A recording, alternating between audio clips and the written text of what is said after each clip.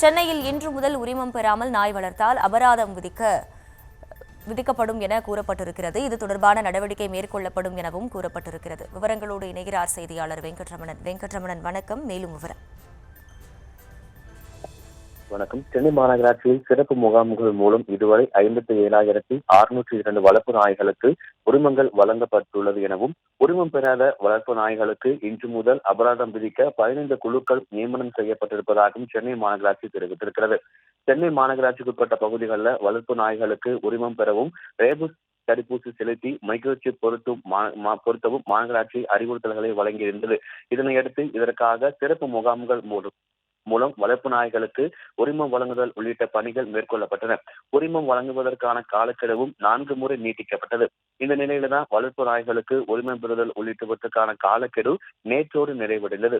சென்னை மாநகராட்சியை பொறுத்தவரைக்கும் மொத்தம் 1.5 லட்சத்துக்கும் மேலான வளர்ப்பு நாய்கள் இருக்கலாம் என கூறப்படும் நிலையில் தற்பொழுது 57,602 வளர்ப்பு நாய்களுக்கு மட்டுமே சிறப்பு முகாம்களில் உரிமம் பெற்று ரேபிஸ் தடுப்பூசி போடப்பட்டு மைக்ரோசிப் பொருத்தப்பட்டிருக்கிறது. மீதம் இருக்கக்கூடிய கால்நடைகளுக்கு தற்போது வரைக்கும் உரிமையாளர்கள் அந்த உரிமத்தை பெறாமல் இருக்கிறார்கள்.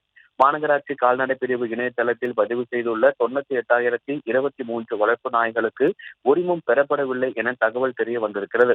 உரிமம் பெறாத வளர்ப்பு நாய்களுக்கு அபராதம் விதிக்கும் வகையில் இன்று முதல் மண்டலம் வாரியாக தலா ஒரு சிறப்பு குழுக்கள் நியமிக்கப்பட்டுள்ளது. அதில் கால்நடை பிரிவு மருத்துவர் உள்ளிட்ட 3 பேர் இடம்பெறுவார்கள்.